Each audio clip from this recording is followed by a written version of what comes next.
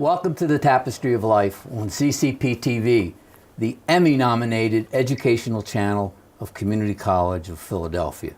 I am Dr. Pascal Scholes, Professor of Behavioral Health and Human Services.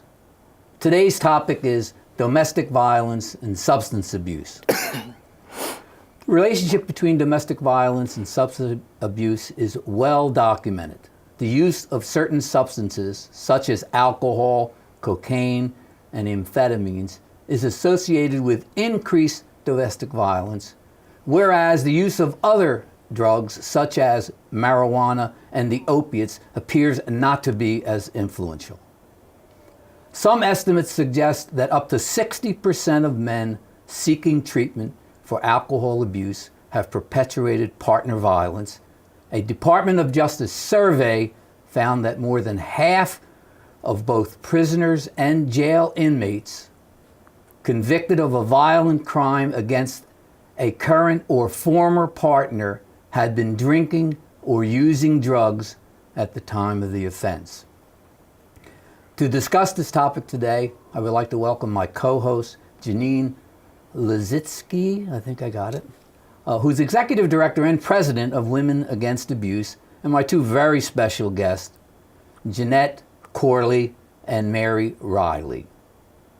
You know, this is an interesting topic. This is about the fourth one that we've done. You know, we've done quite a few in domestic violence, and you know, Janine and I are on the Mayor's Drug and Alcohol Executive Commission together, and we kind of sit across from each other and we go back and forth about what's the next topic we're kind of going to talk about, and we came up with the one on the relationship between substance abuse and domestic violence. Yeah.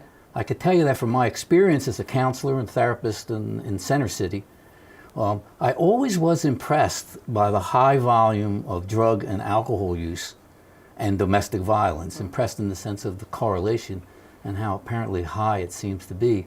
And at the time, was very little groups of individuals addressing the matter at the time. It was just considered to be something that went along with, you know, kind of addiction. I don't know, Janine, if there's something. One important thing for us to remember is that domestic violence is really a pattern of coercive control. So it's a bunch of behaviors in order to control another person, right? And so drugs and alcohol are not the cause of domestic violence. And in fact, people who are addicted may be violent, but you may not deem it domestic violence. You know, generally domestic violence is occurring before drugs and alcohol comes into the picture and afterwards, but we know that substances can exacerbate the abuse. And so I think that needs to be the clear distinction between that pattern of coercive control versus violence that's not in a domestic violence pattern. I would assume, and I don't know if this is true, because in my situation, when I saw them, they had a DNA problem, a drug and alcohol problem, and then the domestic violence was there. So I never really gave much thought to they existed as a violent person, and then it was influenced more by the drug and alcohol, which seems pretty reasonable when you think about other areas of the world that people live in, that those things would occur. Does any of this make any sense? Yes. Yes. What kind of sense does it make to you? Well, as I was growing up, I lived in a household where drugs and alcohol was currently always ran rampant, and I was being abused, and then I was, you know, had my first drug when I was 12 years old. So I didn't get the love and care that I needed to get from my family. So I thought I had found it in drugs. So I looked for the drug to help me with my emotions and my feelings and all the stuff that I was feeling and all this anger and depression I was feeling inside of me as growing up as a child. You know, for one, I didn't know my mother. Found out later on in life that my father had killed my mother. And both of them suffer from mental illness, and mental illness also runs in my family. So I also suffer from that, from both sides of my family. I just was the only one that was fortunate to come in recovery at the time. But at the time, all this stuff was going on, and that's all I knew was abuse in every unimaginable way. How early, do you mind sharing with us how early the abuse started? I believe that abuse started when I was 2. 2. Traumatized at the age of 2. Wow, that's pretty serious. From my father. 2. From your father? Yes. Do you mind talking a little bit about that? How? Well, I was in and out. I was in foster care, me and my brother. Oh, okay. My mother and father, they met each other in a mental health hospital. Okay.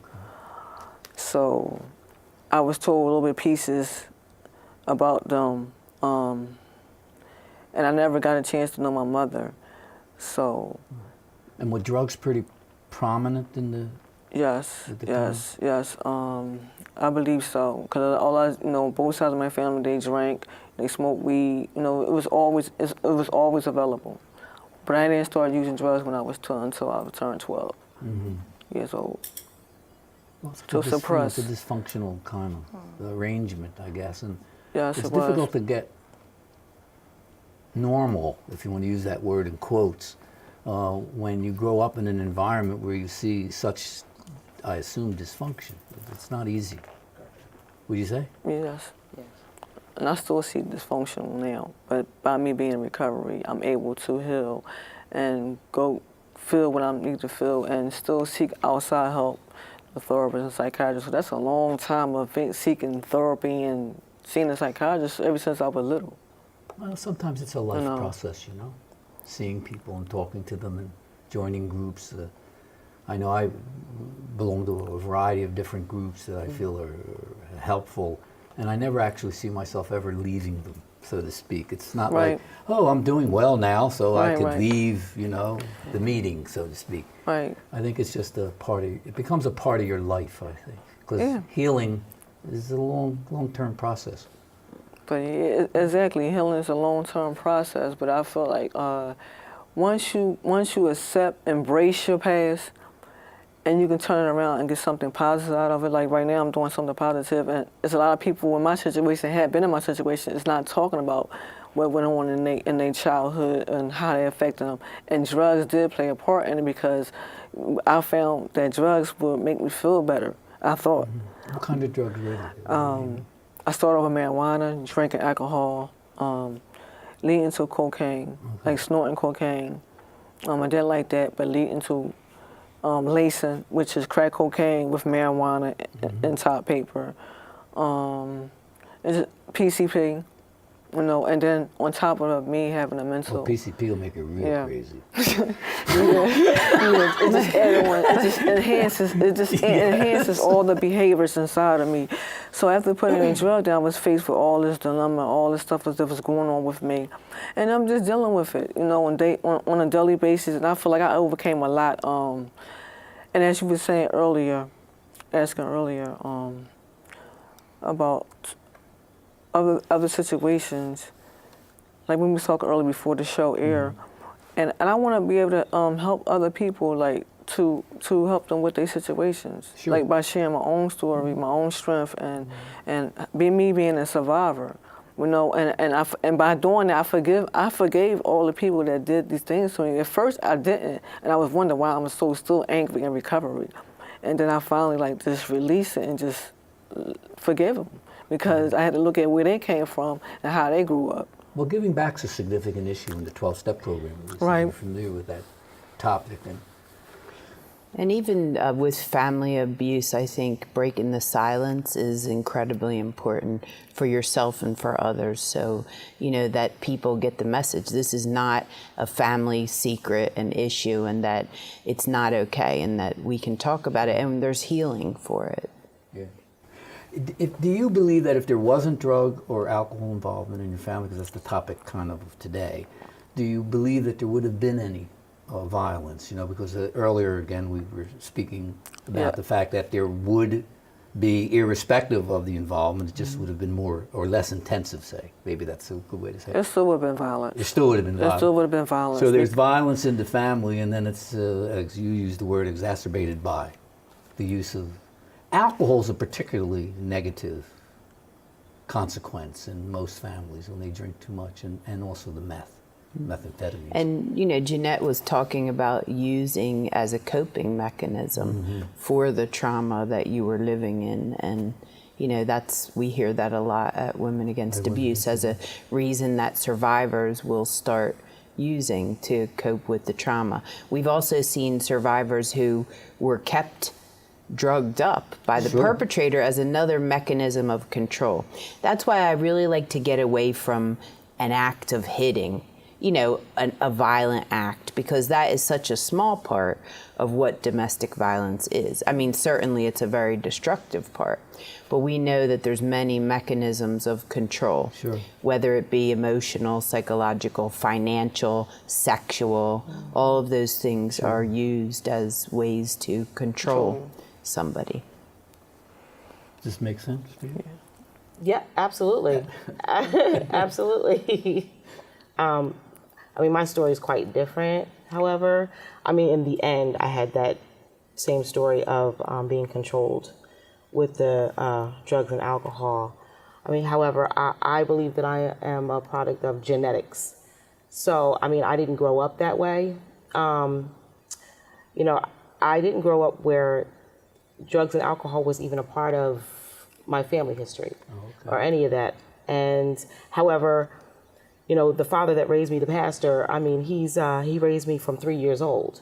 So my biological, he has that history.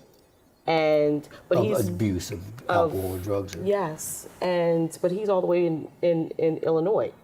I wasn't even raised near that, but every pattern that he had done, because I'd heard of things that he'd done, and every pattern he had done, I followed to the T, and I wasn't raised anywhere around that. So, I am definitely a product of genetics. It's hereditary.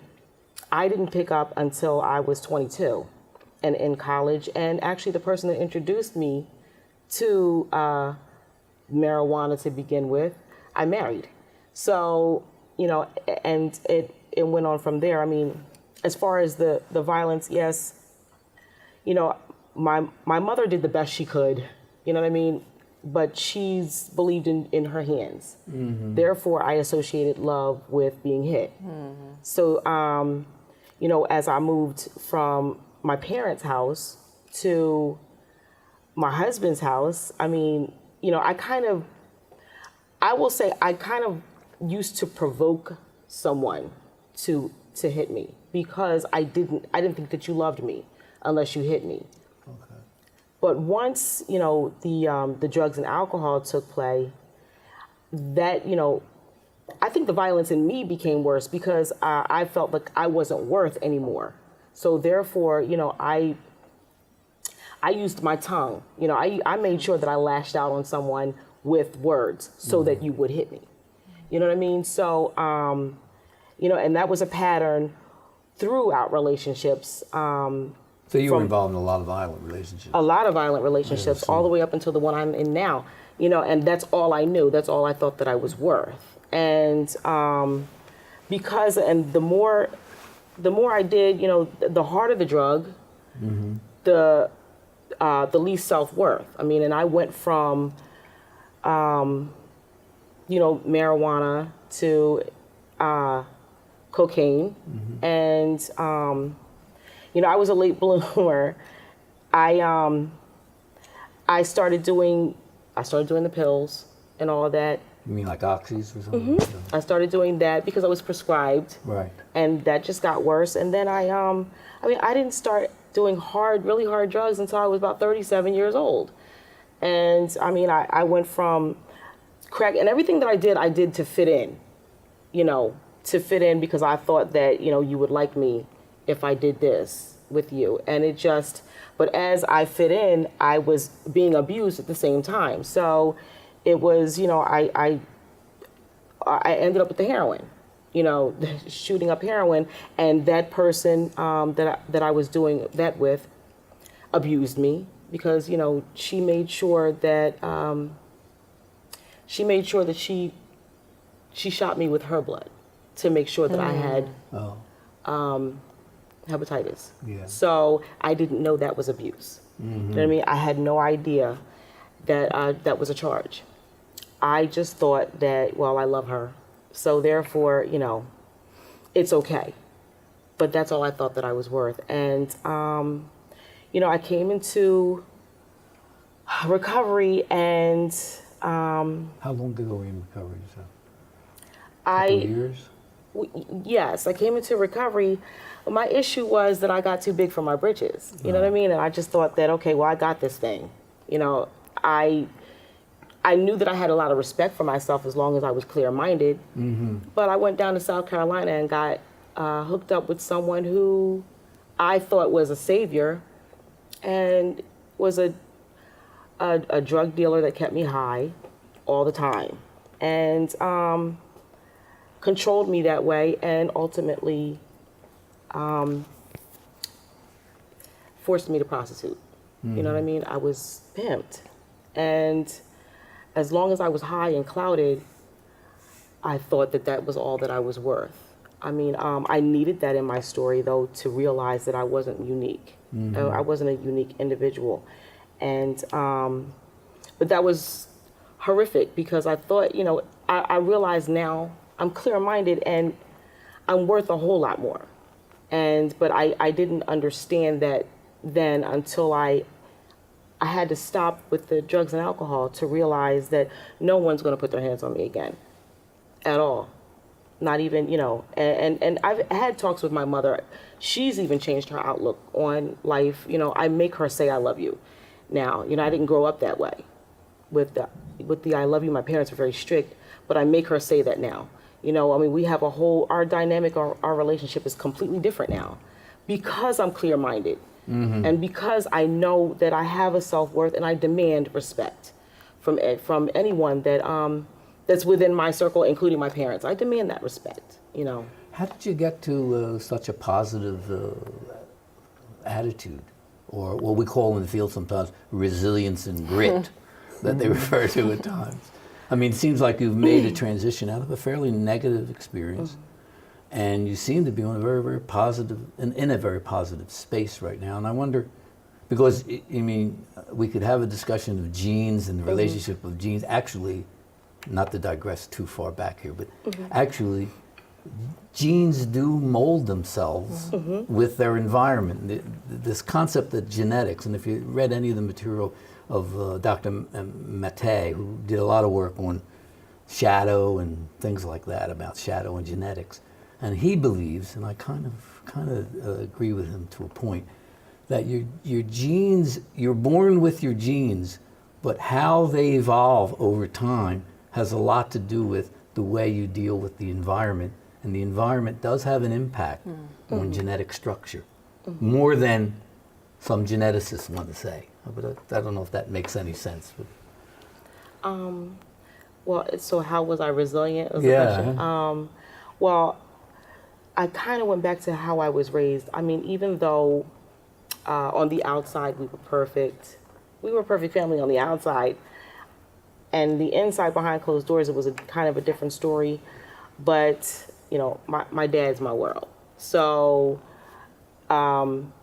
he taught me a lot, and my daddy always taught me, that education's key. You know what I mean? He taught me about love. I just didn't know how to portray that until I got older, and I kind of remember a lot of what my dad taught me. And he still is like that with me now. But I kind of remember that, as well as I just kind of had to take on that better than attitude a little bit, because, that's kind of what I was taught when I was younger, kind of a better than attitude. That's the only way that I was able to overcome, to me, because if I didn't, I'd be swallowed up with this is all I'm worth. So I'm better than that. Like, I'm better than doing drugs and alcohol. I'm better than someone hitting on me. And as I grow with positions, and people noticing potential, which I never even understood that years ago, when people would say you have so much potential, you don't use it. I didn't understand that until now, when I'm being recognized. And I have to give accolades to PROACT, because if it wasn't for PROACT, I wouldn't have understood a self-worth either. The sense of responsibility that I was given. And, through PROACT, I grew. Yeah, PROACT's a wonderful program. Yes. So I grew into, certain positions and people recognizing me in the behavioral health field and things like that. And I realized I have something. I do have potential. There's something there, as well as I have mentors. So I utilize mentors, and that's another reason I'm able to continue to overcome, because anytime that I'm feeling a little off, I will call one of them. I use whatever mentor fits that purpose at That the time. particular issue. Yeah. I have 3 mentors, and they serve different purposes. So Sure. I utilize whichever mentor serves that purpose at the time, as well as my fiance is great support. That's my biggest supporter. Yeah, we did a whole show on PROACT and Fred Martin and recovery and transformation, and they do a wonderful job. Beverly Harold, the whole gang, Yeah. they do great work. But the question I because I think of my own personal transition away from drugs. I see you're kind of on a new topic, and I just need to get this off. Okay. here. Oh, okay. Okay, continue. I've noticed that in my own experience as I've moved along, and I went back to look at things, that my whole attitude about that experience got altered when I came forward. And what it was for me was education did it for me. I mean, obviously I kept going on in school and all that, but when I look back, that was probably the most significant thing that happened to me, was that I was able to go to a place where I could hear stories and read things that made me feel I'm okay. Yeah. And I don't know if there was an event in either of your lives that maybe got you to that point. I thoroughly enjoyed graduate school. I mean, I can honestly tell you, I totally enjoyed it, because it was a place where I could sit and talk and say. Now, my background's in social work and psychology, so it's not like I'm a business major somewhere. So, so I wonder if there were an event that happened. Now, I didn't have a lot of drug and alcohol. My parents, my father was a police officer, and my mother worked at a steel heddle, which was a kind of a factory when I was growing up, and their original orientation was they came from Italy. And so there was a different attitude, and drinking was not in my experience. But I noticed to get out of to make the cultural transition here, education did it for me. And I'm wondering if in your experiences, is there anything in particular that you can look back and say, well, these 2 issues did it for me? I don't know if that makes any sense in your... Yeah, is there things that were particularly helpful, or, and on the converse, I always wonder, is there a certain point where you wish someone would have done X, Y, or Z, that could have been helpful in getting out of those situations? Well, my situation, education was a big part in our family. So like they was able to cover up with education, with degrees, on both sides of the family, mother and father side of the family. So like, just like other people we wouldn't think that it was something going on in our family. They dressed it up, go to school, and I always look forward to get out the house and go to school. I was an honor roll student. So I always put my head into books, and I was a nerd. So before I became I was like before I became more involved in drugs, I was like a nerd. I didn't really go nowhere or do too much. I just studied. I like to read a lot and stuff like that, to vent, and just being more involved in school. But still, and go to church, but I couldn't understand like why, okay, all this stuff, we have all these things and education. I come from a good background, but yet I'm still in this abusive situation. Yeah. And living in this situation. You said was the church at all helpful? I mean, I know No, in my life it was. I mean, church, I was forced to go to church. I guess me going to church and getting all I can get, and I guess to forgive them or whatever, or guilt or whatever they was going through, just to send me to church. But I mean, I found church is helpful now, but at the time I didn't, because I was being abused every single day, and I'm like, where's God at? I'm going to church I'm going to Sunday school. I'm getting an honor. I'm being on the honor roll. We had to, my aunt had this regimen. If we get, how many A's, we get money for them A's. I worked hard to get them A's. And I still wasn't getting the love, understanding. I still was being abused. In your family. In my family, on both sides. So it was kind of confusion. Everybody has the education, everybody has the home. The American dream, I was taught the American dream. So I always wanted the American dream, but it was like confusing. A little picket house, the big house and a little picket fence and all that and everything. But like, I couldn't imagine me, still be able to function in society. Nobody never knew. They never knew, because it was all covered up, and it starts with the inside. So when I came in recovery, it's an inside job. It's the inside. Clothes couldn't make me feel better. A man couldn't make me feel better. Food couldn't make me feel better. I was still having this void inside of me, like, what is still something wrong? I went to school, got the good education. I was taught, French, Spanish. I went to different schools, and then when I came to live in another type of environment, people was hostile towards me because I wasn't like them, and I was viewed so differently. I'm like, but I'm just like y'all. I know where I came from, but they looking at the neighborhood. They stereotyping. Sometimes I might get that today, but I can relate to a lot of people. On different levels. But my fiance was like, well, you act in a certain way, and you shouldn't be. And sometimes I try to balance everything out, because it was so much stuff going on. Like, I had a cousin that was very educational, and she made me read college books at an early age. Like, she forced me to read college books at an early age. Yeah.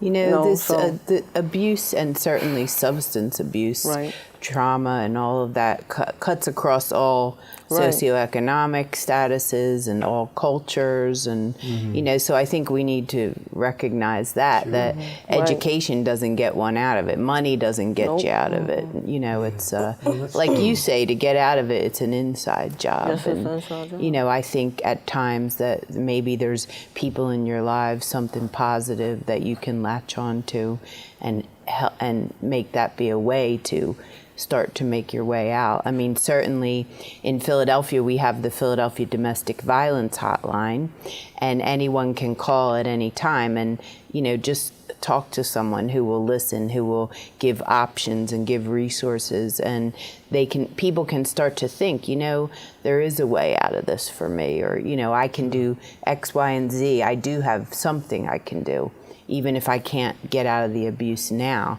And that number is 1-866-723-3014. That's a 24/7 hotline. So that's one way that people can get some help. Does this make sense? Yes. But I kind of wanted to go back to your original question. Yeah, I just said that as an example, what I felt was helpful to me. But, when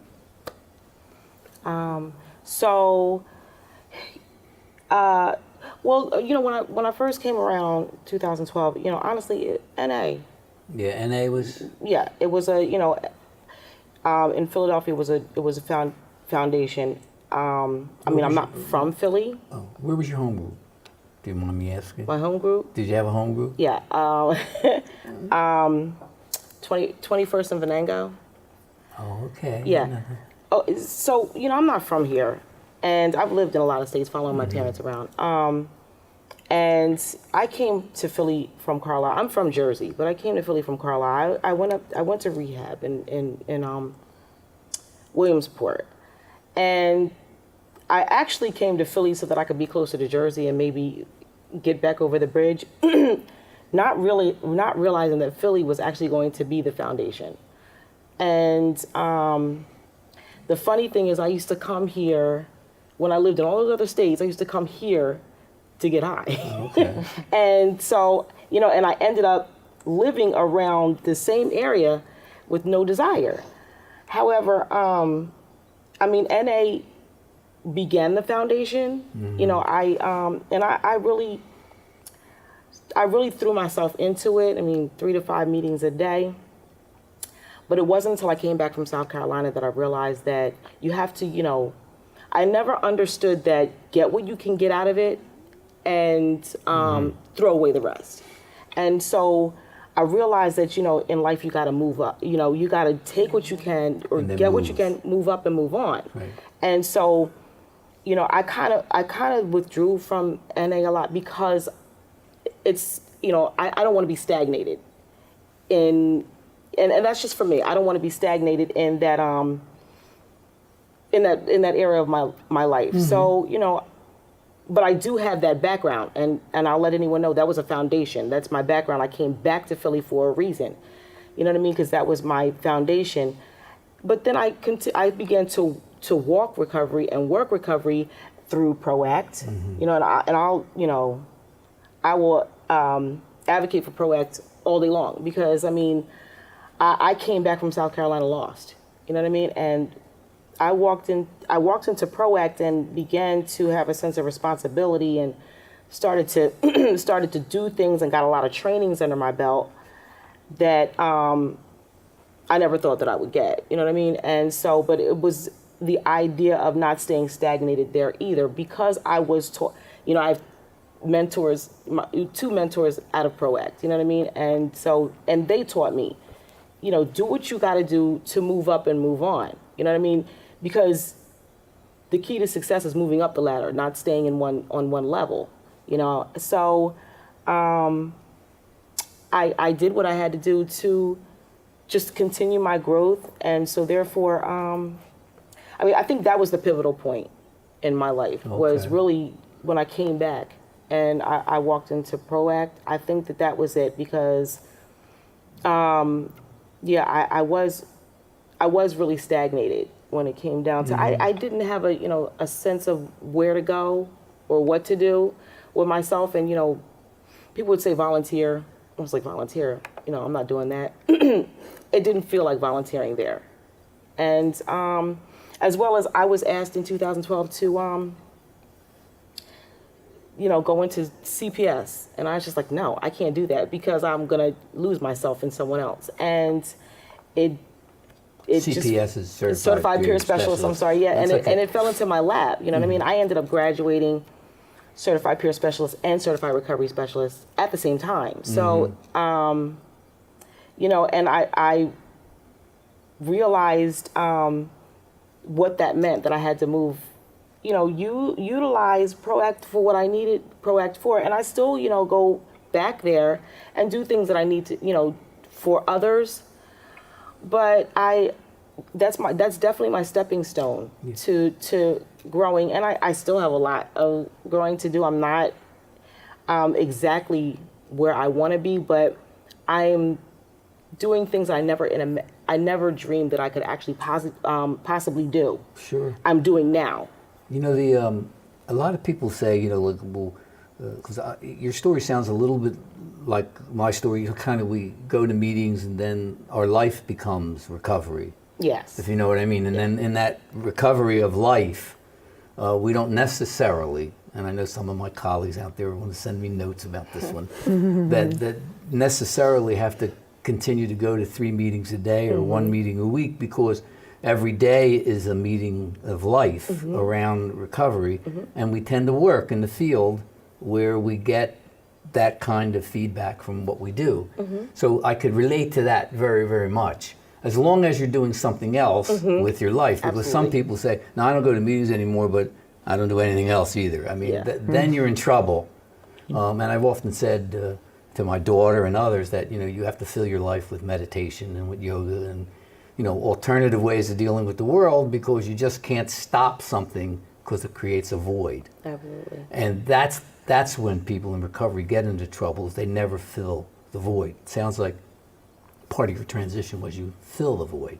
I don't know if that makes sense, yes. Yeah. I've often thought that now I happen to be fortunate enough to be at a college where, every day I'm dealing with addiction and recovery and the classes, and so I actually don't feel like I come to work when I come here, to be honest with you. I feel like, hey, this is like fun. I don't want to say that because I don't want them to cut my pay to get my salary. But I mean, if you love what you do, you never Yeah. work a day in your life. That's exactly right. And you often see people and you say, well, there's a happy person. I think they're happy because their life has been integrated into just the way the world is. I mean, it's kind of, everything's okay. If I don't know if that makes... Absolutely makes sense. I mean, because, you know, as long as you have that philosophy that it's okay, then you'll be okay within yourself. Yeah. You know what I mean? I think that's where the spirituality comes from.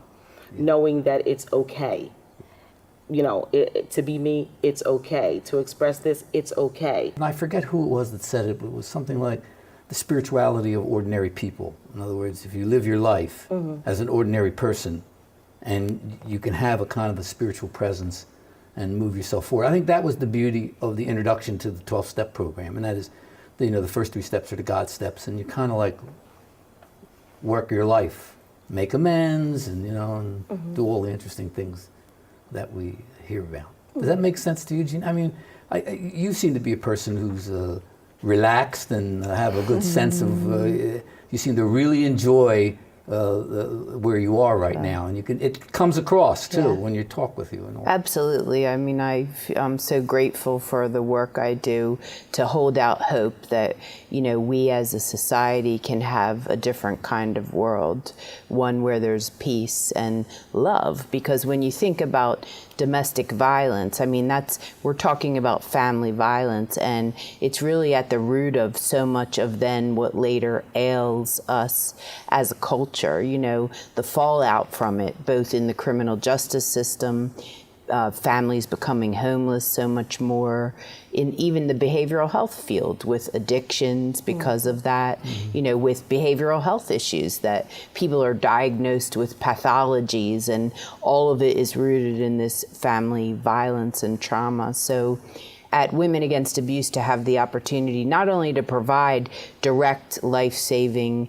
safe housing and legal interventions and other interventions, but to be the leader in working with the city towards really ending and mitigating family violence is really exciting. That, you know, to envision a different kind of world where maybe we'll have less addiction, you know, and less violence. And in my own life, my husband is in recovery, and I witnessed him go through some of the worst times, and for him it was a deliverance. You know, it was certainly a spiritual thing that happened to him, and it was like a light switch, you know, and then he turned into someone I didn't even know. He was so peaceful and so calm, and, you know, he's very spiritual, not religious, but spiritual, and that's an everyday practice. You talked about meditation, you know, he prays and he reads, and that's an everyday practice. And that's what I meant by certainly spirituality of it's ordinary filled life. up the void that, you know, you talked about something to fill in the void, and I think it has. But people in addiction too, I've seen stop using drugs, but then fill it up with either pornography or, you know, food or gambling and materialism, and you can fill your life with anything that you choose. I agree. You know, you make a choice of who you are and what you're going to do. And you have to balance. I mean, I've done that in the past. You know, filled the void with, you know, something else, and you kind of have to balance that. You know, there's a whole, you talk about positive psychology and that whole movement, you know, and we talk about the flow of life and staying in flow with where you're going and not getting stagnant, getting contaminated by the stagnation of life. So as long as you're moving in a direction that's positive, I think things make a lot of sense. Absolutely. So you think? So your addiction in many ways, if you want to look at that, and the problems in family dysfunction are actually all helpful to get you here. Sounds like an odd thing to say, but they were kind of a way of getting you into a different space that you're in right now. Now, there are maybe other ways that would have been better to get here. I'm not arguing that, but the reality of life is that you can't really ignore or negate your past. What you have to do is learn how to absorb it and move forward, because it's who you are. I don't think without my personal experiences with alcohol and drugs, I would be the person that I believe is much better today than he would have been before. So those experiences, I even say that about every once in a while you hear a person says, well, I murdered someone. I mean, I don't get me wrong, I don't want people to murder anyone, but out of that murder, out of that negative experience of taking a life, did something positive happen? Because something has to happen in order for you to move into a positive space. So it's not so much the act, it's what you do to the act. So when people talk about, I relapsed, well, okay, you relapsed, but the reality is, what did you do after the relapse? Absolutely. You know, because if we want to get real religious and faith-based here, you know, it's not the fact that Christ died on the cross. Absolutely. It's his resurrection on Sunday, as we say in the Christian faith. Sunday's coming. Sunday's coming. that's the and if message. you don't envision Sunday, then Friday is just a death. Right. See, so And that's the way the life message. is. I get that. I mean, like, you know, and I'm, you know, me going to South Carolina was a horrific experience. And I mean, I ran with my life at gunpoint. However, I needed to go through that. And I had to actually, you know, tell my mom that 2 weeks ago because she was upset that I had, I think, lost a coat. I don't know, but, you know, that's material. I needed to go through that. I needed to lose that coat or whatever that was that I lost. I needed to go through that to be where I'm at, because before I went there, I thought that I was unique.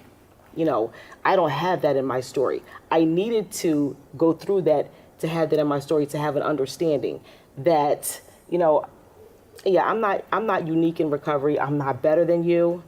You know, we can walk together and I can support that. I didn't have an understanding of support. I didn't have an understanding of a lot of things until I went down there. And even my spirituality became more, because coming back, you know, one day I strived to be a pastor myself. I ran from that before I went down there. But now I realize, you know, I want to carry on my father's legacy. However, I feel as though I would be a stronger pastor than my father because of lived experience. Yes. And, you know, because I can relate to certain people, and, you know, I want those people to come into my church that have gone through drug and alcohol, homelessness, you know what I mean, LGBT. I want you to go, you know, I want to welcome those people, especially because, I mean, Jesus didn't hang with the rich people. He hung with the poor people. You know what I mean? So, you know, those are the people that are special. You know what I mean? Because, you know, someone has to give them a hand. Someone has to help them in order for them to grow. You know, I mean, that I honestly, like you said, I believe that I needed to go through that, you know. Well, hope's very important, hope and faith. And I think, although, you know, in all my education, I never took a course, I mean, in faith, hope, and charity and psychology, if you know what I mean. I mean, recently, at the time, I think Seligman was a positive psychologist at Penn at the time, and he was involved in some of that, but he was taking it more like a science course almost.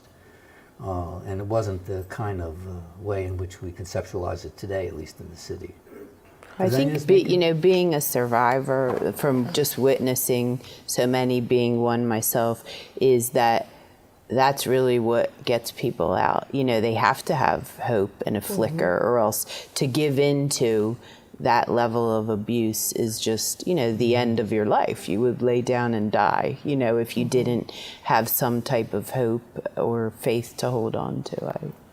And I totally agree with that, because I have a situation that I'm going through right now, but I need hope and courage and wisdom and knowledge and understanding for me to go through, not to act out on any negative behavior, but look to get something positive out of what's going on, and try and get some understanding of what's going on. I just realized, like, my restraining order is ended this month, and I feel kind of fearful, but I'm just praying. And I have my 5-year-old daughter is going to some things right now, and I took some pictures and stuff like that, and she's being abused. But I'm here doing this show because I need to. Mm-hmm. And I know that I'm strong, and I'm a survivor. But also, like, I feel like at times the system had failed me. Mm-hmm. It really did. Yeah. Me and my daughter right now. I agree. I mean, the court system, and especially in domestic violence, is still so far from where we need to be. But I want to say, Jeanette, if I would encourage you to reach out to the Women Against Abuse Legal Center. We have attorneys who can help, even with your restraining order. They can help to extend it. Mm-hmm. We do custody work as well. I went through that process already. I went through that process already, and all that I have is my recovery, to make meetings and to do this show and just keep hope, have hope. But I went through all the process a human can possibly go through, and I don't mean to cry, but this right now what's going on with me is real. I have pictures of my daughter, the way she looked. She's being starved right now. And I had to go away and take care of some business down in South Carolina. But yet still come do the show. Yet still help other people. That's help other people helps me. To get me outside of myself. Because a lot of things I want to do. I want to go to school. I finished high school. I'm very smart. It's just I'm constantly dealing with this same situation with men that I no longer want to be with, and constantly want to try to control me. And my daughter's father is trying to control me with my daughter. And like the courts here in Philadelphia, and they gave him temporary custody for right now until I have a place and stuff like that. You know what I mean? But I don't know what's going to happen when I go back to court, and I have 2 different court dates. You know what I mean? And I have to stay strong. My sobriety means everything to me. My recovery means everything to me, because without my recovery, if I go back out and use drugs or act out any kind of way, I'm gonna lose my daughter anyway. Mm-hmm. So I believe she's resilient because she's still doing good in school. Sure. I'm resilient. And I don't mind talking to people about where I'm at. Sure. It's very emotional to me to have to I can't for my daughter to go through all that, to be 5 years old. She's very intelligent, and she shouldn't have to go through none of this. But she'll have a story to tell. Sure. To help someone else. And to be honest with you, I think your emotion is very well grounded in the event. And it's a sign of strength that you can emote about it, because you have to go through emotion to get to health. And although maybe the resources aren't totally there yet for you, surely Jeanette, has resources that you should kind of absolutely go through it again. The Women Against Abuse Legal Center handles these very issues, and we have attorneys stationed right in family court in both of the protection from abuse order courtrooms all the time, 5 days a week, and they talk with everyone, and they'll jump into cases. So, but definitely call later today just to talk through that. We have a phone counselor, and they can help you to figure out what the options are for safety for yourself and also for your daughter, because certainly if there's abuse going on, you'll want to report that to Department of Human Services for your daughter, because that's and realize that an event that occurred and you didn't get total satisfaction, say maybe in dealing with a given agency, that you go back and revisit that agency and demand more things, because what you're going through, you need support. And Women Against Abuse are there to kind of help you, as well as many, many other services. Once again, I did use all my resources. I did use DHS, and he knows people in DHS. The father knows people in DHS, and I made reports numerous times, and niggas closed the case, unfounded, you know. The reason being because of my past, of they look at my situation with my children, how I abused my children, and when I had them, and it's not the case. Yeah. No, this is not the case. And like they take a look at your background, and okay, you're still the same person, but I know I'm not. And I always, you know, use other avenues like the doctors and all that to write letters and stuff like that. Every time I bring them to the doctors, there's no sign of abuse. So I'll let them know about my situation and how I was. I have no problem doing that. You know what I mean? And I made my amends to my grown children, but it's just now that my 5-year-old, and I use the system to the best of my ability to help the situation. And sometimes that people, all they can do is all they can do, and all I can do is rely on God and my story. That's it. Right? This is where I'm at right now today in my recovery. Because I'll get tired of going through the same situation, but I know that going through this situation numerous times. It's going to get better, and I know my daughter is going to come home. It's just that I made a decision in my active addiction of laying down with this man. Didn't have no relation. It wasn't no relationship. It was sex and drugs. So he has an obsession with me, and it's because he can't have me taking out my daughter. So I have to maintain and be strong, you know. It sounds to me like Jeanette, I'm not saying you haven't tried, but I just encourage you not to stop trying to get some help.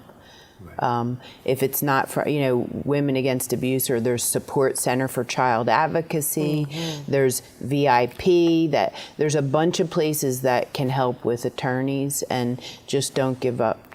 And I know you're not, because here you are sitting here, both of you who shouldn't be here, considering the trauma that you've experienced, and you're here, and you're victorious. So I know that there's hope for you in this too. And the pain's kind of normal, if you want to look at it that way. And it's a part of helping you make a transition, that you have to experience it. And it's good. It's good. But if you keep moving in the right direction, it will not be as painful as it appears right now. I mean, it makes sense to me. You know, see, because there's this tendency sometimes to say, I can't go through this pain. It's just too much. Because there's an expectation that it's always going to be the same or get worse. Well, in reality, no, it isn't always going to be the same. And if you work on it and feel energized by doing some of the things that Janine's talking about, the pain will be easier to deal with and much more manageable. That's actually what grit is, you know, when you talk about grit. You know, you just keep plugging away. And you need support. So I don't know if you. That's what I'm doing. If you're on women's groups. I'm involved in ProAct. I'm involved with ProAct. I haven't been here since the last time I facilitated a group. They gave me the group to do on Mondays, but I had to go to South Carolina to take care of some business. I was down there for a while, but like she said, ProAct has helped me. Leadership in different classes and different things to do, and the volunteer. I feel. Volunteer, it helps me because I'm getting connected to other people of different levels to not just keep keep focusing on the situation I'm going through now, but I am in pain. But I know when I exert myself and do other things that's positive, that helps a great deal. So I don't mean to be emotional right now, but no, emotion's good. Emotion's good. I'm not. I mean, well, this is what we want to. I'm not saying that it isn't show. Good. I'm just saying that. We could feel your pain easier than others, and that's a good thing. But it's something you need to work on and stay on top of, and work it eventually out. Otherwise, what'll happen is it'll just debilitate you. What'll happen is if you don't work it and see positive movement where you're going, it'll create increasingly more stagnation in your life. And that's what you want to avoid. And you can do that now, again, women's groups, counseling or therapy, you know, doing things like alternative things like meditation and yoga. and a healthy lifestyle, and feeling that you're worthy to be here. Right. See, all that's real important. Yeah. And you seem to be going in that direction. What eventually you're going to take those negative experiences and you're going to be able to look at them on a mantle. I always use this word, the mantle. You're going to go up and say, I remember all that. You never really forget it. It's always there, but it's much more manageable as time goes on. It really is. I understand what you're saying. You just have to be more, as you are, more. I mean, I exercise. I go to the gym. I do a whole bunch of stuff. So I'm always doing something positive. It's just that I have my moments just thinking about what's going to happen, or if anything going to happen, and what's going to be the outcome, and and I'm just right now I'm just feeling a little emotional because I haven't been here in a while and I haven't seen her in a while since the last time. And I was think here. we even got to this point because we were talking about hope, and you said you're right. You have to hold on to hope. So I think, even though you're struggling, you have that, and you continue to move forward in taking steps, and that's a strength. That's a real strength. You're smiling. I'm always smiling. I'm always smiling. You can always count on that. We're going to have to end that. It goes so fast when you're talking. Wow. But I wanted to ask you, what's the different colors with the nails? So my favorite colors are pink and green. And as a matter of fact, when I did my orientation on, what did I do orientation? Last Friday, I think.